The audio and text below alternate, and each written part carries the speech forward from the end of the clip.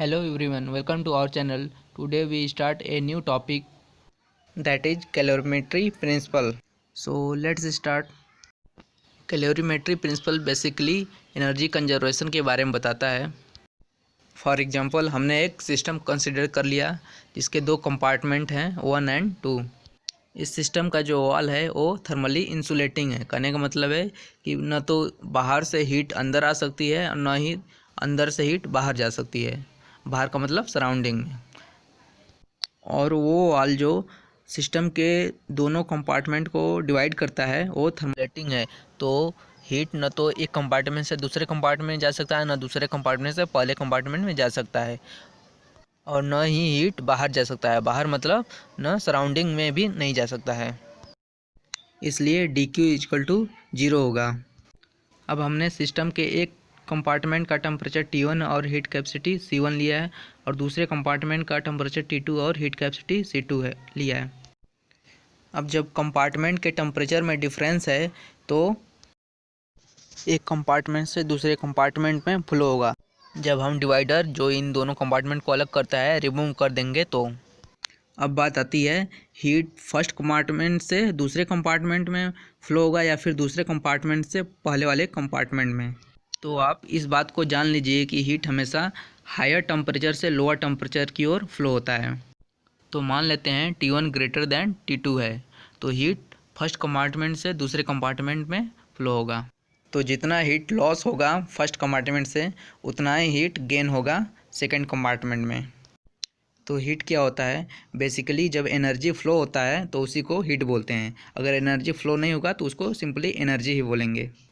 तो यहाँ पर हम देख रहे हैं कि जितना हीट लॉस हुआ फर्स्ट कंपार्टमेंट का उतना ही हीट गेन हो गया सेकंड कंपार्टमेंट में। कहने का मतलब है सिंपल वर्ड में कि जितनी एनर्जी लॉस हुआ फर्स्ट कंपार्टमेंट का उतना ही रिसीव हो गया सेकंड में, तो एनर्जी हमारा उतना ही रहा, फिक्स्ड रहा। तो एनर्जी कंजर्व रहा। कंजर्व का मतलब है हमारा टोटल एनर्जी कांस्टेंट ही रहा। इसलिए कैलोरीमेट्री प्रिंसिपल एनर्जी कंजर्वेशन के बारे में बताता है। अच्छा, एक इम्पोर्टेंट क्वेश्चन पूछते हैं। मान लीजिए फर्स्ट कंपार्टमेंट का टेम्परेचर ज़्यादा है, यानी कि T1 ग्रेटर है T2 से, और बट एनर्जी जो है टोटल एनर्जी सेकेंड कंपार्टमेंट का ज़्यादा है फर्स्ट कंपार्टमेंट से। अब ध्यान रखिएगा कि जिसका टेम्परेचर कम है उसका टोटल एनर्जी ज़्यादा हो सकता है। तो हमने क्या क्वेश्चन पूछा कि T1 greater than T2 but energy E1 less than E2, तो हीट किस कंपार्टमेंट से किस कंपार्टमेंट में फ़्लो होगा।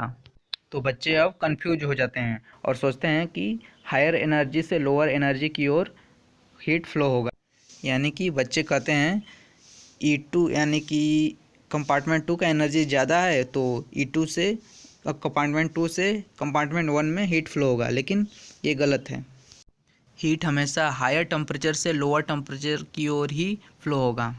अब देखते हैं, हमारा टोटल चेंज इन हीट 0 है और सिर्फ एक कंपार्टमेंट से दूसरे कंपार्टमेंट में ही हीट फ्लो हो सकता है।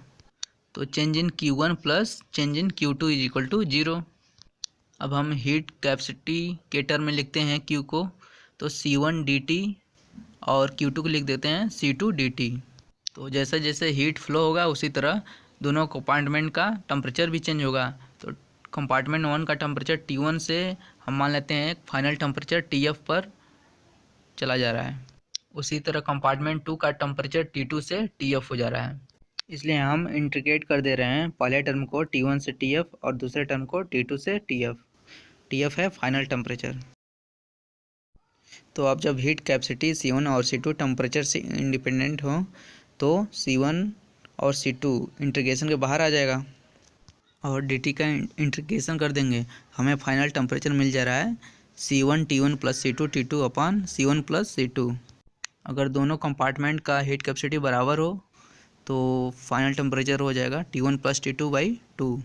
तो हीट कैपेसिटी कब कब बराबर हो सकता है, जब दोनों कंपार्टमेंट में या तो सेम मटेरियल हो या फिर डिफरेंट मटेरियल हो। दोनों के केस में हम हीट कैपेसिटी बराबर कर सकते हैं, क्योंकि हीट कैपेसिटी मास पर डिपेंड करता है। तो जिस भी कंपार्टमेंट का हीट कैपेसिटी ज़्यादा होगा उसमें जो भी मटेरियल फिलअप हुआ होगा उसका कुछ मास कम कर देंगे तो हीट कैपेसिटी कम हो जाएगा, और जिसका हीट कैपेसिटी कम है उसमें और मास ऐड कर देंगे तो हीट कैपेसिटी बढ़ जाएगा। अब स्पेसिफिक हीट S1 और S2 के टर्म में देख लेते हैं फाइनल टेम्परेचर कितना होगा। तो हीट कैपेसिटी और स्पेसिफिक हीट में ये रिलेशन होता है C=m/s। तो हमारा जो पिछला रिजल्ट आया था C के टर्म में, तो उसमें m/s पुट कर देंगे। तो वहाँ हीट कैपेसिटी टेम्परेचर से इंडिपेंडेंट था, तो यहाँ भी स्पेसिफिक हीट टेम्परेचर से इंडिपेंडेंट होगा, क्योंकि हमारा जो रिजल्ट आया था हीट कैपेसिटी के टर्म में वो हीट कैपेसिटी टेम्परेचर से इंडिपेंडेंट था, तभी हम हीट कैपेसिटी को इंटीग्रेशन से बाहर किए थे और उसी के प्लेस पर जस्ट स्पेसिफिक हीट के टर्म में पुट कर रहे हैं। तो हमें फाइनल टेम्परेचर मिल जा रहा है। अगर दोनों स्पेसिफिक हीट दोनों कंपार्टमेंट का सेम हो, यानी कि S1=S2=S हो, तो फाइनल टेम्परेचर हो जाएगा m1T1 + m2T2/m1 + m2। और अब स्पेसिफिक हीट कैसे सेम हो सकता है दोनों कंपार्टमेंट का, जब दोनों कंपार्टमेंट में सेम मटेरियल फिलअप हुआ हो। अगर डिफरेंट मटेरियल होगा तो स्पेसिफिक हीट सेम नहीं होगा, वो डिफरेंट होगा, क्योंकि हर एक मटेरियल का अपना स्पेसिफिक हीट अलग अलग होता है।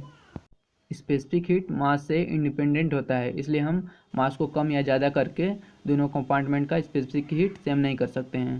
ये मटेरियल सेम होगा तभी स्पेसिफिक हीट सेम होगा। अब मोलर स्पेसिफिक हीट के टर्म में देख लेते हैं फाइनल टेम्परेचर कितना होगा। तो मोलर स्पेसिफिक हीट CM1 और CM2 के टर्म में भी कैलकुलेट करने का प्रोसेस सेम है। Change in Q1 + change in Q2 = 0।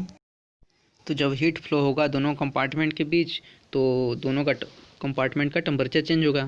तो चेंज इन Q1 को हम लिख दे रहे हैं N1CM1 dt और Q2 को लिख दे रहे हैं N2CM2 dt, जहाँ पर N1 है number of mole of molecules in first compartment and N2 है number of moles of molecule in second compartment. और CM1 और CM2 इस मोलर स्पेसिफिक हीट है ही। तो दोनों कंपार्टमेंट के जितना अपना इनिशियल टेम्परेचर होगा, तो इनिशियल टेम्परेचर से फाइनल टेम्परेचर में इंटीग्रेट कर देंगे। तो इसमें यह ध्यान देने की ज़रूरत नहीं है कि किसका टेम्परेचर ज़्यादा है किसका कम है। आप बस इनिशियल टेम्परेचर से फाइनल टेम्परेचर में इंटीग्रेट कर दीजिए, वो अपने आप साइन के अनुसार निगेटिव या पॉजिटिव अपने आप हो जाएगा और हमें फाइनल टेम्परेचर ये मिल जा रहा है। तो हमने अब तक देखा कि हमने final temperature molar specific heat और हीट कैपेसिटी के टर्म में कैलकुलेट किया है। तो अब में भी आपको कन्फ्यूजन हो रहा हो कि इन तीनों में डिफरेंस क्या है। तो इन तीनों में डिफरेंस इनके डिफिनीसन में ही छुपा हुआ है। तो डिफिनीसन बता देते हैं तीनों का। तो मोलर स्पेसिफिक हीट क्या है, तो मान लीजिए हम कोई एक मटेरियल ले लेते हैं, तो उस मटेरियल का सिर्फ एक मोल मॉलिक्यूल उससे अलग कर लीजिए। मोलर का मतलब ही होता है एक मोल, इसलिए हम एक मोल अलग किए हैं। तो उस एक मोल मॉलिक्यूल का टेम्परेचर 1 डिग्री सेल्सियस या कह लीजिए 1 केल्विन बढ़ाने में हमें जितनी हीट की ज़रूरत पड़ेगी उसी को बोलते हैं उस मटेरियल का मोलर स्पेसिफिक हीट। और स्पेसिफिक हीट क्या होता है, जब हम कोई मटेरियल लेते हैं तो उसके 1 ग्राम के टेम्परेचर इंक्रीज करने पर 1 डिग्री सेल्सियस इंक्रीज करने पर जितनी भी एनर्जी की ज़रूरत पड़ेगी उसको हम उस मटेरियल का स्पेसिफिक हीट कहते हैं। और अब बचा हीट कैपेसिटी। तो हीट कैपेसिटी क्या होता है, तो जब हम कोई भी मटेरियल का जितना भी मास ले लें, चाहे 1 ग्राम चाहे 2 ग्राम चाहे 1 kg, तो उस पूरे मास का जितना भी हम लिए हैं उस पूरे मास का 1 डिग्री टेम्परेचर या 1 केल्विन टेम्परेचर बढ़ाने में जितनी एनर्जी की ज़रूरत पड़ेगी उसको हम उस मटेरियल का हीट कैपेसिटी बोलेंगे। तो हीट कैपेसिटी हम पहले ही बोल चुके हैं कि मास पर डिपेंड होता है। आप जितना ज़्यादा मास लेंगे हीट कैपेसिटी उस मटेरियल का उतना ही ज़्यादा होगा। और स्पेसिफिक हीट मास से इंडिपेंडेंट होता है। Specific heat per unit mass यानी कि कह लीजिए पर ग्राम से डिफाइन होता है, और जबकि molar specific heat per unit mole से या कह लीजिए 1 मोल से डिफाइन होता है। अब इस कैलोरीमेट्री पर बेस्ड एक क्वेश्चन देख लेते हैं। A vessel has 2 compartment of volume V1 and V2 containing an ideal gas at pressure P1 and P2 and temperature T1 and T2 respectively. If the wall separating the compartment is removed, the resulting equilibrium temperature will be। तो कहने का मतलब है कि हमें एक system दिया हुआ है जिसके 2 कंपार्टमेंट हैं और दोनों का वॉल्यूम, प्रेशर और टेम्परेचर दिया हुआ है। आइडियल गैस फिलअप हुआ है। तो आइडियल गैस के लिए हम PV=nRT यूज करके हम ये पता कर सकते हैं कि दोनों कंपार्टमेंट में कितने number of mole of molecule हैं। तो कंपार्टमेंट 1 में N1 गैस के मॉलिक्यूल हैं, तो N1 equal to P1 V1 upon RT1। उसी तरह कंपार्टमेंट 2 में P2 V2 अपन RT2 इतने number of mole of molecule हैं। और हीट इस सिस्टम के बाहर नहीं जा रहा है, तो हमें ये बोल सकते हैं change in Q1 plus change in Q2 is equal to 0। जब भी नंबर ऑफ मोल का कंसेप्ट हो तो उसके साथ मोलर स्पेसिफिक हीट आता है, तो हीट को हम मोलर स्पेसिफिक हीट के टर्म में लिखेंगे। और जैसे पिछले प्रोसीजर में हमने देखा था, टेम्परेचर T1 से इंटीग्रेट किए थे T फाइनल तक, उसी तरह कंपार्टमेंट 2 का टेम्परेचर T2 से फाइनल टेम्परेचर तक वैसे ही प्रोसीजर करके हम इंटीग्रेट कर सकते हैं। और क्वेश्चन में ये नहीं दिया है कि मोलर स्पेसिफिक हीट टेम्परेचर पर डिपेंड करेगा कि नहीं करेगा, इसलिए हम जब नहीं दिया रहता है तो जनरली हम जो भी पैरामीटर की ज़रूरत पड़ेगी उसे हम कांस्टेंट ही लेंगे। तो इंटीग्रेशन को सॉल्व करने के बाद हमारा final temperature N1 N2 CM1 and CM2 and T1 T2 के टर्म में आ जाएगा। और दोनों कंपार्टमेंट में एक ही आइडियल गैस है, इसलिए CM1 इक्वल टू CM2 हो जाएगा। और जब न्यूमरेटर और डिनोमिनेटर में वो कॉमन लेंगे तो कैंसिल आउट हो जाएगा। अब हमें फाइनल टेम्परेचर N1 N2 और T1 T2 के टर्म में आ गया। N1 और N2 का वैल्यू पुट कर देंगे तो हमें फाइनल टेम्परेचर मिल जाएगा। तो फाइनल टेम्परेचर है ऑप्शन सी करेक्ट है।